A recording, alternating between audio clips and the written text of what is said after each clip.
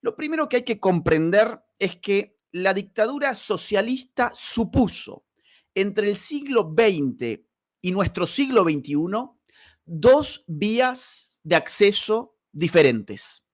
La primera, la más tradicional, fue la revolución violenta. ¿Cómo se hacía el socialismo del poder? A través de la violencia revolucionaria, a través del uso de las armas, a través de la guerra de guerrillas, a través de los golpes de palacio, a través de los golpes de Estado. Esta fue nada menos que la teoría leninista de acceso al poder que le da una cobertura política al proyecto de Carlos Marx. Ejemplos en el continente americano al respecto sobran.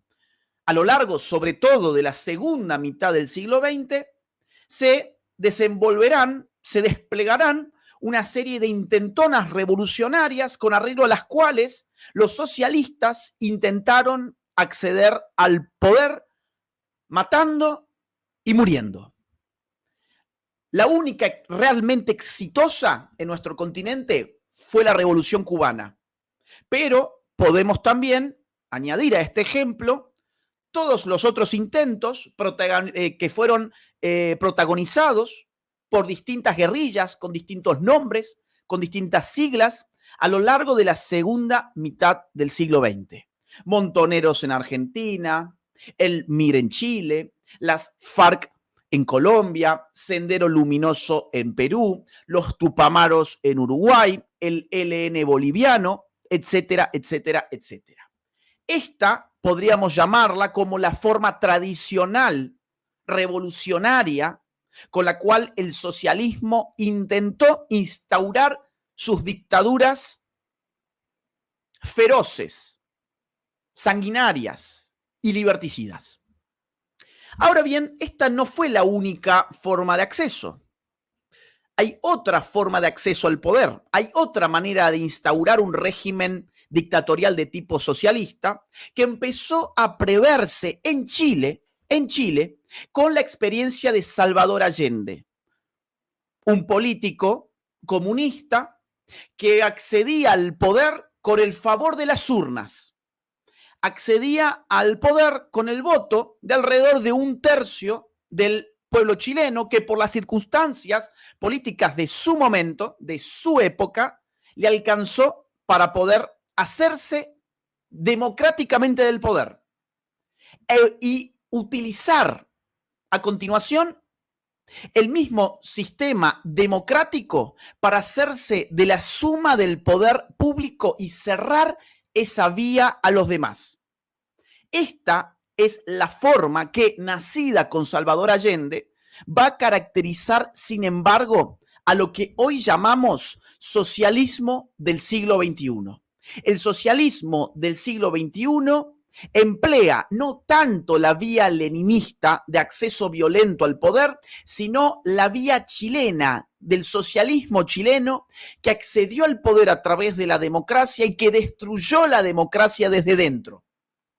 ¿Cómo hacen entonces para destruir la democracia una vez que acceden al poder a través de la democracia? Muy simple, es una receta, como una receta de cocina. Uno tiene, por un lado, que empobrecer al pueblo.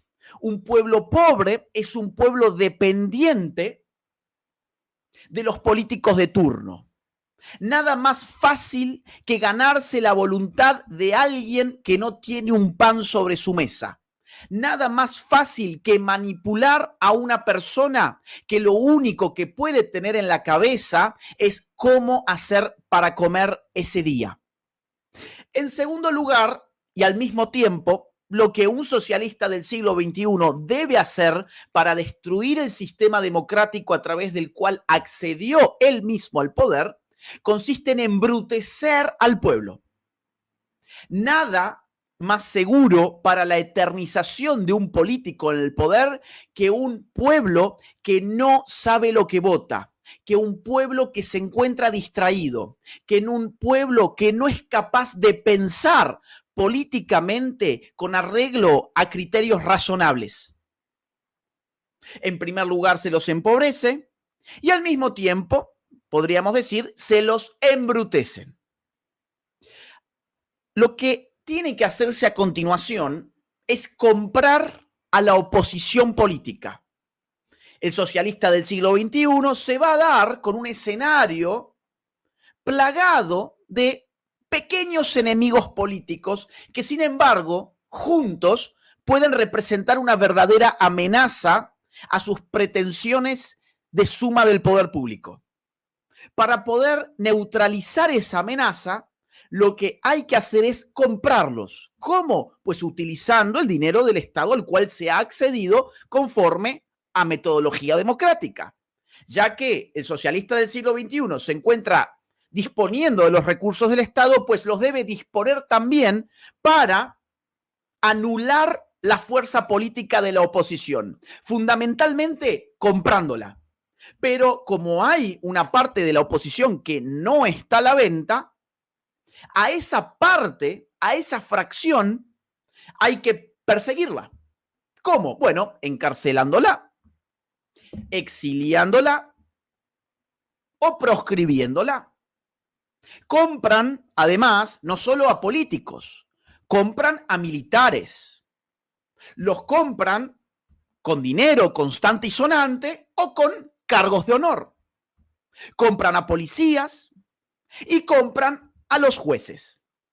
De esta manera, el socialismo del siglo XXI se garantiza una permanencia ilimitada en el poder. Poder al que ha accedido con arreglo a normas democráticas que quedan, sin embargo, totalmente cerradas de ahora en adelante. De ahora en adelante ya no habrá una verdadera oposición, ya no habrá medios independientes, ya no habrá un pueblo con voluntad política real, ya no habrá, en una palabra, más democracia. Esta es la historia del socialismo del siglo XXI en la Argentina y esta historia empieza en Venezuela.